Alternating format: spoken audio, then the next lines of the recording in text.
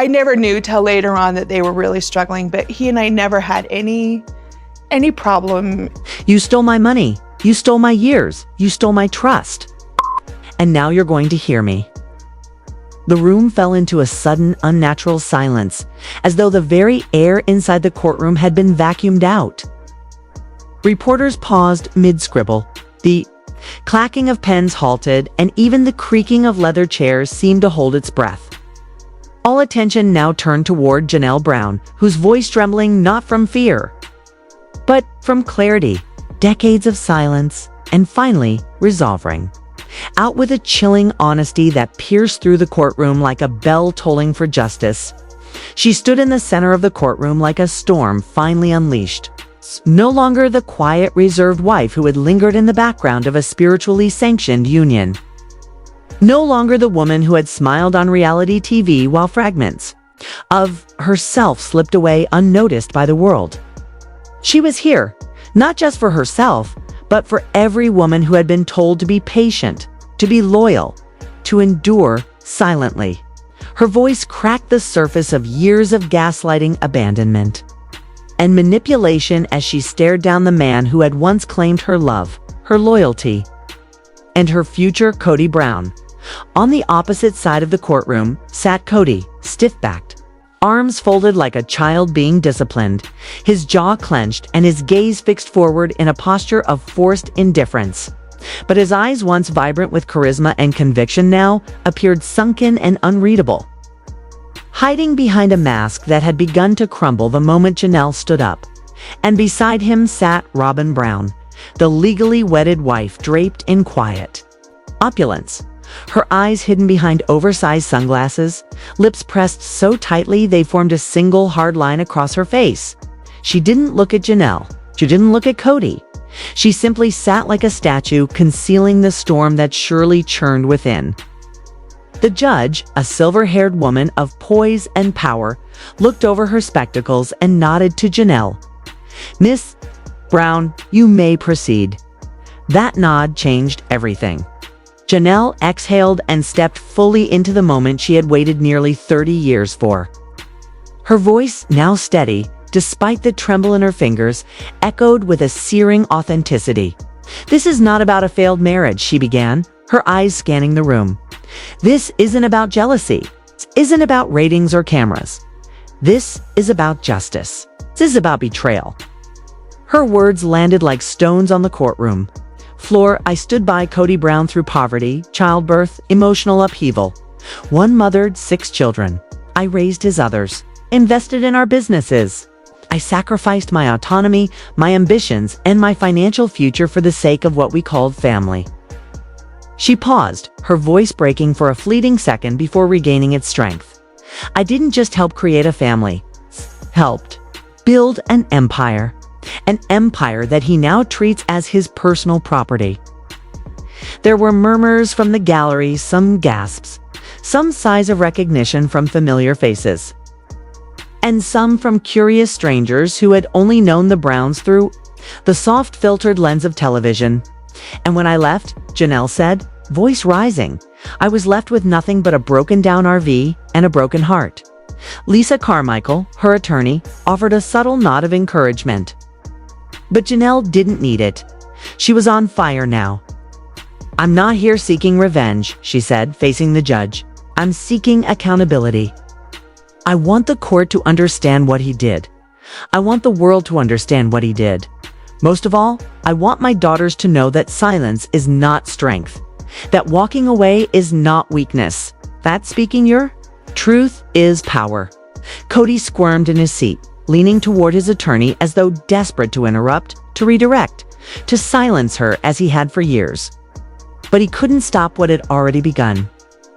"He created a system," Janelle continued, "where love was conditional, where questioning him was framed as betrayal, where financial access was a privilege reserved for his favorite wife. That wife is Robyn." The courtroom murmured again, louder now, raw with disbelief and discontent. While the rest of us smiled for photo shoots, acted the part of the obedient wives, and lived in campers and rentals, Robyn was given 5-bedroom homes and private bank accounts. Cody's attorney shot up, Objection, Your Honor. This is a personal attack. The judge calmly raised her hand. Overruled. This is opening testimony. Janelle turned to Cody, unflinching. When I asked why Robyn was getting a 5-bedroom home and I was left in an RV with no running water, he told me I had chosen that life. But what I chose was loyalty. What I chose was faith. What I received was financial devastation. She turned to the judge again, hands now steady. This lawsuit isn't about spiritual marriage. It's about what he did with our money. It's about the $385,000 transferred into secret accounts without my knowledge. It's about the promises made about Coyote Pass, about business investments, about joint ownership that were nothing but carefully constructed lies. Robyn's posture stiffened. Her lips parted as though she might speak, but she said nothing. Her silence screamed volumes. The judge looked over her notes. Miss Brown? How long were you financially connected to Mr. Brown? Since 1993. Janelle answered confidently. Every business deal, every TLC appearance, every dollar earned through family merchandise was understood to be joint income. That's what we were told. That's how he framed it. Lisa Carmichael rose with a thick binder in hand. Your Honor, Exhibit A, financial documents and correspondence. The judge gestured for her to proceed. Lisa flipped open the binder. Screenshots of accounts, printed emails, handwritten notes. When Miss Brown began investigating these discrepancies, Lisa said, she discovered she had been excluded from bank access. She had no legal rights, no titles, no contracts, no ownership of land she helped pay for. All roads led back to one place, Robyn Brown's sole-controlled bank account. The judge raised an eyebrow. Miss Brown, did you sign any contracts relinquishing ownership? No, Your Honor, because I trusted him. The judge nodded gravely. Lisa pointed to the screen behind her. Exhibit A1, bank transactions. Between 2016 and 2022, we have clear evidence of large transfers from the family's shared TLC revenue account. $45,000 here, $75,000 they're moved into an account under the name R. Brown. The spreadsheet was projected in full view, line after line of transactions labeled vaguely as personal reallocations. Were these funds ever available to Miss Brown? The judge asked. Lisa replied, not at any time. In 2021, when Miss Brown requested account access, she was denied and received this message from Mr. Brown. The next slide showed a screenshot of a text message. It's none of your business, Janelle. Trust me. The gallery gasped. Whispers spread like wildfire. Exhibit A2, Lisa continued, flipping to a new page. An internal memo from the family's business manager stating concerns over unauthorized account activity and the lack of transparency between family branches. This was suppressed, hidden from the rest of the wives. Janelle sat back down, for a moment her hand gripping the edge of the table. But even in repose, her presence dominated. This was no longer about a reality TV marriage falling apart. This was financial fraud. Exploitation masked as spiritual unity. A lie that had been televised to millions. The judge recessed briefly to review the documents, but the tension never left the room. When she returned, her face had shifted slightly now. Less impartial observer, more aware adjudicator of what had the makings of a legal and moral scandal. Lisa resumed, Miss Brown contributed labor, media presence, emotional caregiving, and capital to the family empire. None of that was legally acknowledged. Instead, Mr. Brown consolidated financial control through his legal marriage to Robyn and systematically bled shared assets into private ownership. How do you respond, counsel? The judge asked the defense. Cody's attorney, visibly shaken, stood and attempted to deliver a coherent rebuttal. But the courtroom energy had already turned. Every reporter, every former friend, every curious spectator knew that something seismic had just occurred. Janelle Brown had stepped out of the shadows. She was no longer a cast member. She was a whistleblower. her voice firm, tearful, but unshakable, had revealed what many suspected but had never been able to prove. That behind the smiling family photos, the scripted dinners, and the unity speeches lay a carefully guarded financial hierarchy. One that benefited Kody and Robyn while leaving Meri, Christine, and Janelle with emotional debt and financial ruin. The courtroom was electric. The gavel hadn't even fallen, but justice, in its first form, truth, had already arrived, and Janelle Brown was its messenger. As the judge called for the next witness, all eyes lingered on the woman who had once stood quietly in the shadows of polygamy, but now stood as the voice of every woman told to trust instead of ask. Wait instead of act, endure instead of fight. Janelle Brown had spoken, and the silence would never return. At last, she had become the tempest.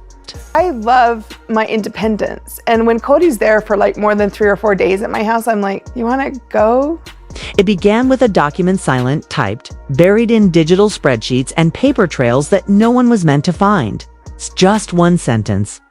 Per Kody's instruction, direct all streaming revenue to the R. Brown account to hold until Robyn's mortgage has been paid. On the surface, it was administrative, almost sterile.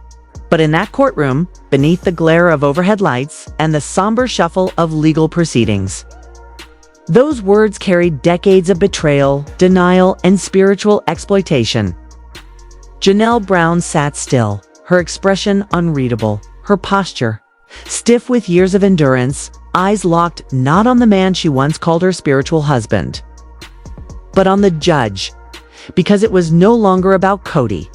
It was about justice, about the women who were never legally protected but who built a family empire from loyalty and unpaid labor, about the wives who bore children, filmed television seasons, hosted fan events, and stretched every dollar while believing they were equals in a system designed to favor only one. As Janelle's attorney, the composed but surgically precise Lisa presented the financial evidence, there was a collective shift in the courtroom, an exhale of disbelief that seemed to travel in a ripple through the audience. She didn't need to dramatize it. The facts spoke for themselves. While Kody claimed poverty to Janelle, telling her that there wasn't enough money to move her out of an RV or give her a piece of stability on the Coyote Pass property, he was concurrently funding a financial sanctuary for Robyn Brown.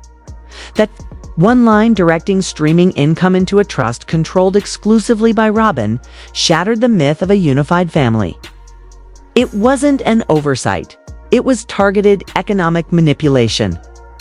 Kody had told Janelle she needed to sacrifice for the greater good, but behind her back, he was building a marble-floored future for the one wife he married on paper.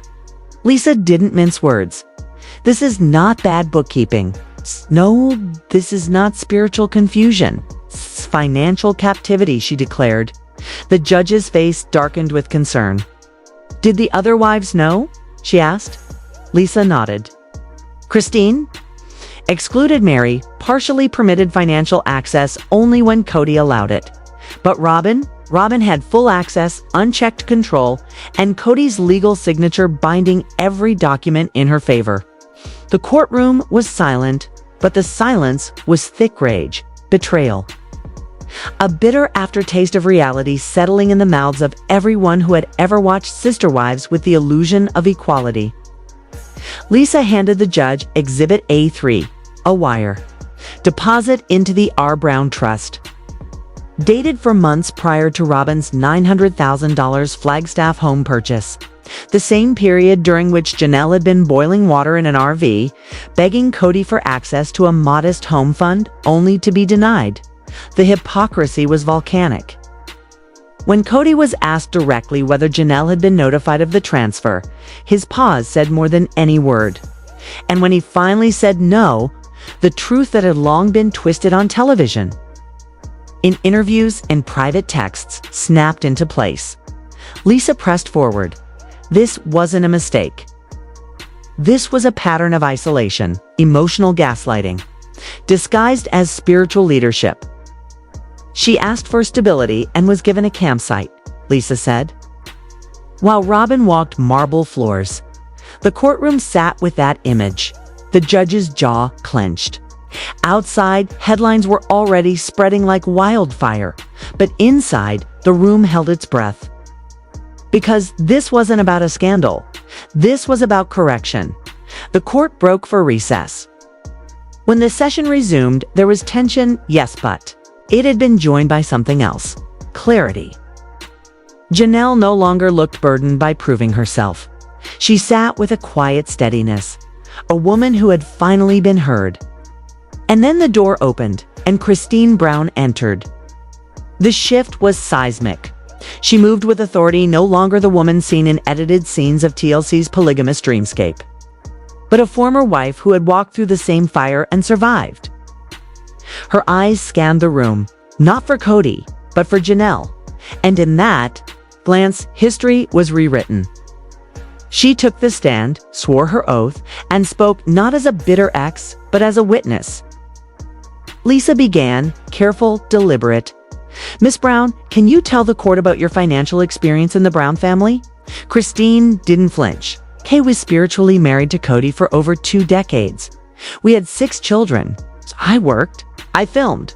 I believed in the vision, but I was never legally protected. "None of us were, except Robyn," continued, explaining how everything changed when Robyn joined. How the promises of equality unraveled into a hierarchy centered around legality and favoritism. Robyn didn't just join the family, she became the family's financial priority. Cody had told the rest of them they needed to economize. Kody leased modest homes. Janelle was denied. Meri was left floating, but Robyn's needs were met without question. Cody and Robyn's mortgage appeared on the screen, both names signed. Kody's voice cut through the courtroom's collective disillusionment. Janelle asked for help. Cody said no. Then turned around and co-signed a nearly $1 million house for Robyn. Cody erupted. "That's not fair." Silenced him with a gavel. Kody stayed composed. "Fair wasn't part of the system," she said. She described how financial transparency was always denied to Janelle, how Cody held every password, every deed, every key, and how Robyn was given full access while the others were left begging for basic answers. Screenshots were entered into evidence. Texts from Cody to Janelle telling her, "You're not entitled to the accounts, and that's not your lane." Kody shook her head. "That's not leadership. That's control." The judge asked her directly, "Do you believe Mr. Brown deliberately excluded his other wives financially?" Kody didn't blink. "Absolutely. And he told us it was for our protection. But it was about possession, ownership. We were spiritual, in name, but disposable in practice." Robyn, seated beside Cody, cried silently. But the room didn't turn toward her. The focus remained on the women who had been denied access to the very wealth they'd helped create. Lisa asked Kody why she'd agreed to testify. Kody looked directly at Janelle, because she was our anchor, because she gave when she had nothing. Okay. "And because I want my daughters to know that silence protects no one." The courtroom wasn't shocked anymore. They were galvanized. The collective energy had shifted from disbelief to resolve.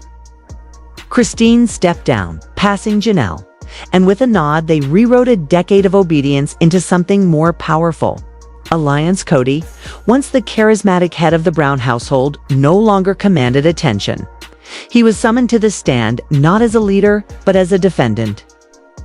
His suit could not mask his discomfort. His words, once smooth, persuasive, now fell flat. "I tried to preserve the family," he claimed. It was about structure, not exclusion. But Lisa was ready. She pulled up the infamous message again. "That's not your lane," Cody stuttered. "I was under stress." "Let's talk about lanes," Lisa shot back. "Who worked for the business? Who filmed for TLC? Who sold merchandise? Raised the children while the cameras rolled?" Janelle, and yet she was treated like an outsider. Why? Cody offered no answer. The silence said everything. The illusion had crumbled. America's polygamous poster family was no longer a vision of unity, was a cautionary tale of how legality, control, and patriarchal manipulation can mask as spiritual stewardship. The courtroom's final moments weren't loud. They were quiet, intentional. Janelle stood at last, not to collapse, but to reclaim. She didn't ask for pity. She demanded recognition. "I gave my life to this family," she said, "and I was told that wasn't enough. But I know now it was more than enough. I'm not asking for what's fair. I'm asking for what's mine." She didn't weep. She didn't yell. She just spoke the truth. And the truth, at long last, was louder than Cody's voice. Outside, headlines screamed. Social media erupted. Commentators debated. But inside, among the women who had once been sidelined for spiritual obedience, a new chapter had begun. Not under Cody, but in defiance of him. And from that day forward, no amount of television editing could erase the real story. Not of sister wives, but of sisters rising. This next year coming up. Yeah, I don't. Well, no, you and Janelle, you guys could still get this figured out. It didn't begin with shouting or drama. It started quietly. With a single line in a financial document, per Cody's instruction. Direct all streaming revenue to the R. Brown account to hold until Robyn's mortgage has been paid. Looked harmless on paper, just a sentence among many, but it revealed a hidden truth that had been buried for years.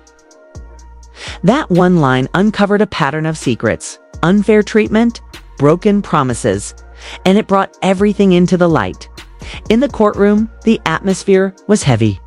The air felt still, as if everyone inside was waiting to hear something they already suspected but never dared to say out loud. Janelle Brown sat silently, upright and calm. Her hands were tightly clasped in her lap, her knuckles white. She didn't look at Cody. She didn't need to. Her eyes were focused on something deeper, on memories, on the years she had stayed quiet, loyal, and trusting. She had believed in the dream they'd all signed up for. Now that dream had turned into a court case. Across the room, Kody Brown looked uncomfortable in his seat. He kept fidgeting, his fingers tapping the table nervously. His suit didn't fit quite right. Anymore, it felt too tight, like the pressure of the truth was squeezing in on him. Eyes jumped around the room, but he never looked at Janelle. Lisa, Janelle's lawyer, stood up. She spoke calmly, but every word was sharp and to the point. Cody tried to explain himself. "She was always questioning everything I did," he said with a shrug. But Lisa didn't let it pass. "Questioning or standing up for herself?" she asked. Cody didn't answer. Lisa moved closer. "Did you ever explain to Janelle how the TLC money was shared?" "No," Cody said. "Did you give her access to the family accounts?" "No." "Did you co-sign a mortgage for Robyn using shared money, while Janelle wasn't allowed to buy her own home?" "Yes," Cody replied, too quickly. It was like the whole room leaned forward. "No further explanation needed," Lisa said. The cracks were showing.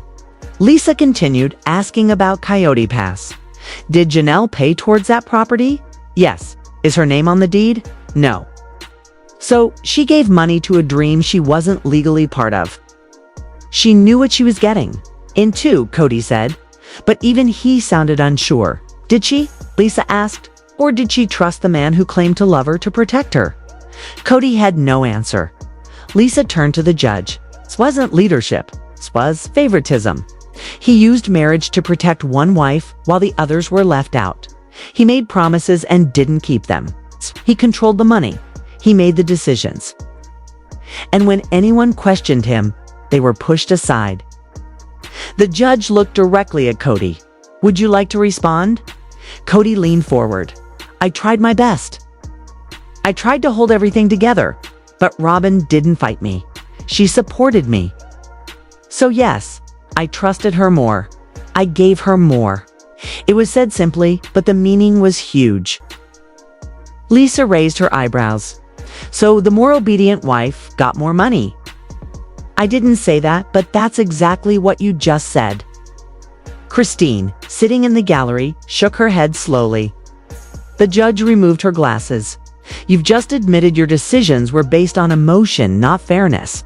That's the problem. Cody tried to defend himself. It wasn't abuse. I was just leading the family. But the judge didn't agree. That's not leadership, she said. It's picking favorites. That's using money to control people. It's not what a fair marriage looks like. She picked up a written statement, Christine's deposition. She read it aloud. Cody controlled everything from where we lived to family holidays to affection. We questioned him. We were punished emotionally, financially, spiritually. Cody didn't speak. He looked like he had finally realized how far he'd gone. Lisa stepped up again. So when Janelle asked for her money, her share of the house, her freedom, your answer was no. Sit, wait, be quiet. The judge spoke again, her voice steady. What we're seeing here isn't about polygamy, it's about power. About someone in control using that control for their own benefit. For the first time, Janelle let out a breath. Her shoulders dropped slightly. The judge left briefly to consider the evidence, and when she returned, the room felt different, like the truth had already arrived. This court has looked carefully at all the financial records, the witness statements, and the patterns of behavior, she said. We find that Janelle Brown gave almost 30 years of her life to this family. She supported it financially and emotionally. But she did it based on false promises of shared ownership and respect. Kody Brown, on the other hand, used his position to keep her out. He gave Robyn access to everything. He left the others behind. Then came the ruling. Kody Brown must pay £415,000 to Janelle Brown. This includes her past contributions and extra damages for the way he used money as control. In addition, Janelle is granted a 30% ownership of the Coyote Pass property, which reflects what she paid into it. The gavel struck. The decision was final. Janelle's eyes filled with tears, but they weren't tears of sadness. They were tears of relief. Cody didn't move. Robyn reached for his hand, but he didn't hold hers. He looked lost, not shocked, just hollow. Janelle stood slowly. Christine came down from the gallery and wrapped her in a hug. For the first time in years, they were united not as co-wives, but as women who had survived the same battle. The room was still. Then someone began clapping. Few people joined in. It wasn't loud, but it was enough. Still, Janelle didn't leave straight away. She turned to Cody and looked him in the eye. Her voice was calm but strong. I'm free. Now, she said, I stayed silent to protect this family. Even when I was suffering. Even when you took everything from me. But I'm not quiet anymore. Cody looked up. There was nothing left in his eyes. No fight, no denial. Only the truth. You told me to stay in my lane, Janelle continued. Well, this is my lane now. I'm walking it on my own. I don't need your permission anymore. I'm proud. I'm strong. And I'm done with your lies. Her voice rose slightly. You don't get to silence me anymore, not in court, not in life, not in front of our children. They've seen everything. And now the world sees it too. They know who you really are. Nobody spoke. Not Robyn, who had stopped crying and now just looked down. Not the reporters, not even the judge. Janelle's heels clicked as she walked across the courtroom floor. Every step was a goodbye, just to Cody, but to the old version of herself, who had settled for less. Outside, the cameras were ready. Reporters shouted questions. Miss Brown, how do you feel? Is this about money or something more? What do you want other women to know? Janelle didn't stop. She did answer. This wasn't revenge. It was about being seen. It was about proving that you can leave and still win. Christine walked beside her, their hands naturally finding each other. They weren't sister wives anymore. They were survivors, friends, warriors. Behind them, the courtroom was quiet. Cody sat alone. No family, no fans, no control. Only silence. And as Janelle walked away from the building that held the final chapter of her pain, she didn't look back, not once. For more truth behind the headlines, subscribe to Starspill USA, where the silence ends and the truth begins.